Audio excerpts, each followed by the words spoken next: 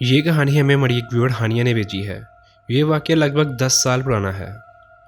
उसकी फैमिली में उसकी अम्मी अब्बू और उसके भाई बहन थे। तीनों भाई बहन शादीशुदा थे और वो अपनी अपनी ज़िंदगी में मसरूफ़ हो चुके थे। घर में बस हानिया रह गई थी, जिसके बारे में उसकी अम्मी अब्बू को सबसे ज़्यादा फ़िक्र रहती थी। हानिया के अब्बू एक प्राइवेट कंपनी में मुलाजमत करते थे। उनकी तबीयत कमज़ोर थी, लेकिन वो फिर भी अपने घर वालों के लिए मेहनत करते रहते थे। हानिया की अम्मी घर संभालती थी और हानिया उनके साथ हर काम करती थी। गांव में उनका एक छोटा सा घर था। बीच में नीम का दरख्त बहुत पुराना था, जिसके नीचे बैठकर हानिया और उसकी अम्मी वक्त गुजारते और बातें करते थे। कभी कभार मोहल्ले की आंटियां भी आ जाती थी और हानिया की अम्मी के साथ बातें करके अपना वक्त गुजारती थी, जबकि हानिया चुपचाप उनकी बातें सुनती रहती थी। हानिया को पढ़ने लिखने का बहुत ज़्यादा शौक था, लेकिन उसके अब्बू अक्सर कहते थे, हानिया, आप किताबें छोड़ दो बेटा, घर के कामों पर तवज्जो दो, तुम्हारा भी शादी का वक्त करीब है। ऐसे ही कुछ साल गुजर गए। फिर वही दिन आ गया जब हानिया का रिश्ता तय हुआ था। उस लड़के का नाम अयान था। वो शहर में नौकरी करता था। रिश्ता अच्छा था और सब मुतमईन थे, इसीलिए मंगनी भी जल्दी कर दी और उनकी मंगनी के 6 माह बाद ही शादी हो गई थी। शादी के बाद हानिया अयान के घर जब आ गई थी, उसके ससुराल वाले बहुत खुश इखलाक थे। अयान की 2 बहनें और 2 भाई थे, जो सब हानिया का बहुत ख्याल रखते थे।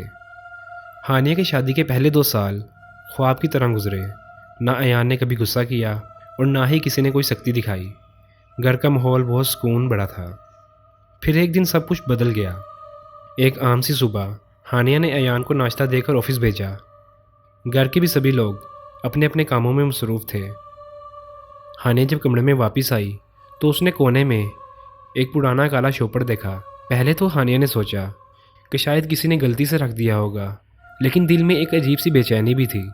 तो जब उसने शॉपर उठाया तो शॉपर के अंदर से बहुत सख्त बदबू आ रही थी, और जब उसने उस शॉपर को खोला तो वो देख के उसके होश उड़ गए। शॉपर के अंदर सड़ा हुआ गोश्त और कुछ सूखी हड्डियाँ और एक तावीज़ था। उसने फ़ौरन शॉपर बंद किया और एक साइड पर ढक दिया कि शाम को अयान से पूछूंगी।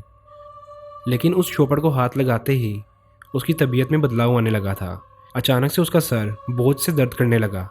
जिस्म एकदम कमज़ोर पड़ गया था कि अगर वो रेस्ट करने के लिए सोना चाहती तो उसको नींद भी नहीं आती थी। शाम को जब अयान घर आया तो हानिया ने शॉपर अयान के सामने रखा और उससे पूछा कि ये क्या है। अयान ने कहा, मुझे इस चीज़ का बिल्कुल नहीं पता। फिर अयान ने उस शॉपर को घर वालों को दिखाया, लेकिन किसी को भी इस बारे में इल्म नहीं था। कुछ देर बाद शॉपर वहाँ जहाँ हानिया ने रखा हुआ था वहाँ से गायब हो गया। शायद अयान ने फेंक दिया होगा। मगर ये बात यहीं ख़त्म नहीं हुई। अगले दिन हानिया की तबीयत बिगड़ती चली जा रही थी। उसको नींद आना बंद हो गई थी। रात भर वो जागती, कभी दीवारों को देखती और कभी छत को घूरती रहती थी। सर में दर्द बढ़ता जा रहा था। एक सुबह जब हानिया सो के उठी तो सब घर वाले उसको अजीब नज़रों से देख रहे थे। अयान ने कहा, हानिया, सुबह तुम उठी थी, लेकिन वो तुम नहीं थी। तुम हमें ऐसे घूर रही थी जैसे तुम हमें पहचानती ही ना हो। तुमने मुझे भी नहीं पहचाना। अयान की ये बात सुन के हानिया के होश उड़ गए। उसे इस बारे में कुछ भी नहीं मालूम था। उसके बाद उसका रवैया भी घर वालों के साथ बदल गया। वो घर वालों को अनजान नज़रों से देखने लगी। अगर कोई उससे बात कर रहा होता तो वो बातों का जवाब भी नहीं देती थी। एक दिन अयान की छोटी बहन ने हानिया से कुछ पूछा तो वो बगैर किसी वजह के इतना गुस्सा दिखाने लग गई थी। गुस्से में उसका हाथ अचानक उठा और उसने उसे थप्पड़ मार दिया।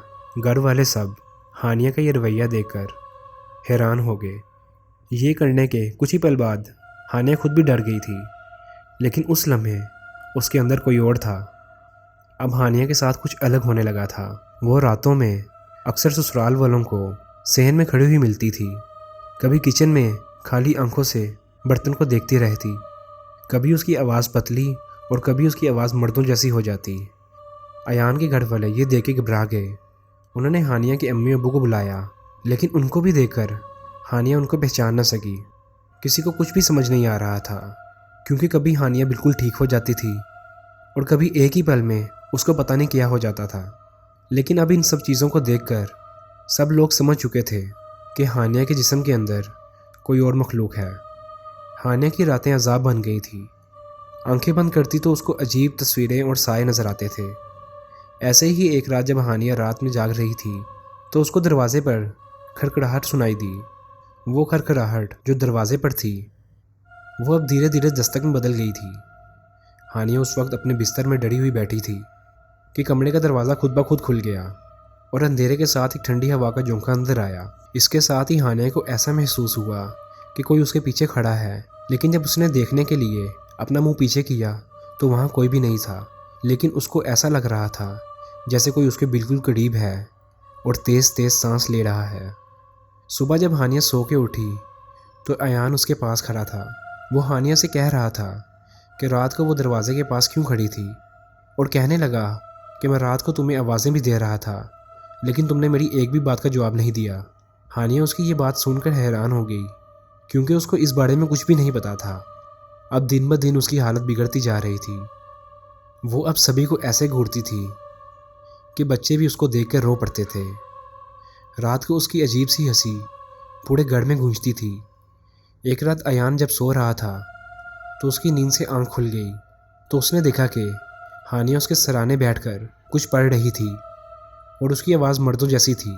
ये देखकर अयान बहुत ज़्यादा डर गया। हानिया अंधेरे में बहुत खौफनाक लग रही थी। वो जल्दी से अपने बिस्तर से उठा और उसने हानिया को हिलाया तो उसको होश आई, लेकिन उसे कुछ भी याद नहीं था। घर वाले ये देखकर बहुत डर चुके थे। पूरे घर में एक खौफ की लहर दौड़ रही थी। आखिर घर वालों ने फैसला किया कि एक आमिल को बुलाया जाए। मोहल्ले के एक बुज़ुर्ग मौलवी साहब थे। अयान ने सब कुछ मौलवी साहब को बताया और मौलवी साहब अयान की बात सुनकर उनके घर आने के लिए रजामंद हो गए। मौलवी साहब ने हानिया को अपने सामने बिठाकर कुरान की आयत पढ़ना शुरू की। जैसे ही आवाज़ बढ़ती जा रही थी, हानिया के अंदर बेचैनी बढ़ रही थी। जब मौलवी साहब ने हानिया का सर पकड़ना चाहा तो हानिया ने उनका हाथ इतनी ज़ोर से झटका कि वो पीछे जाकर गिर गए। हानिया की आवाज़ बदल गई और वो गरज कर बोली, रुक जा, तू कुछ नहीं कर सकता।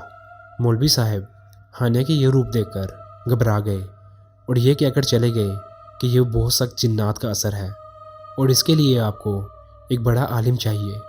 मौलवी साहब की ये बात सुनकर घर में एक सन्नाटा छा गया। 2 दिन बाद मशहूर आलिम आए जो सख्त दिल और इल्म वाले थे।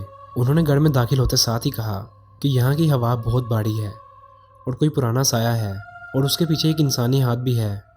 उन आलिम का मतलब साफ था कि किसी ने काला जादू करवाया है। उन्होंने हानिया को सामने बिठाया और आयत पढ़ना शुरू की। हानिया का जिस्म कांपने लगा और उसके अंदर की आवाज़ निकली, मैं बंध गया हूँ। काला जादू फहद ने किया, जब तक ये मरेगी नहीं मैं नहीं जाऊँगा यहाँ से। घर वाले हैरान हो गए क्योंकि फहद अयान का कज़न था। आलिम ने ज़ोर से पढ़ना शुरू किया। हानिया तड़पने लगी। आलिम ने दोनों हाथों से हानिया के सर पर हाथ रखकर गर्ज कर कहा, अल्लाह के हुक्म से निकल जा, ये जिस्म तेरा नहीं। ये सुनते ही हानिया का जिस्म अब ढीला पड़ रहा था। फिर कुछ देर बाद वो बेहोश हो गई, जैसे कि वो चीज़ जो उसके अंदर थी वो अब निकल चुकी है। आलिम ने कहा, जिन निकल चुका है मगर काला जादू अभी भी ख़त्म नहीं हुआ। इसके लिए दुआएं और कुछ तवीज़ दिए और उन तवीज़ों में से कुछ तवीज़ ऐसे थे जो पानी के अंदर मिलाकर पीने थे। कुछ दिनों तक ये दुआओं का सिलसिला जारी रहा। अगले ही दिनों में हानिया को बहुत अरसे बाद अच्छी नींद आई। हफ्ते गुजर गए। जो अजीब ख्वाब दिखाई देते थे वो अब नहीं आ रहे थे। कुरान की तिलावत से घर का माहौल अब बेहतर हो गया था। आखिरकार आलिम ने कहा, दुश्मन जिन नहीं, दुश्मन वो इंसान है जिसने ये सब किया है। काला जादू हसद से होता है और फहद ने तुम्हारी ज़िंदगी तबाह करने की कोशिश की। कुछ ही महीने बाद खबर आई कि फहद एक हादसे में बहुत बुरी तरह ज़ख्मी हो गया है और रातों को चीख कर उठता है और डरते हुए कहता है, वो आ रहा है मुझे पकड़ने। लेकिन ये सब उसे अपने किए की सज़ा मिल रही थी। जो अमलियात उसने हानिया पे करवाए थे वो अब पलट कर उसी पर हावी हो रहे थे। हानिया को समझ आ गया था कि काला जादू हकीकत है।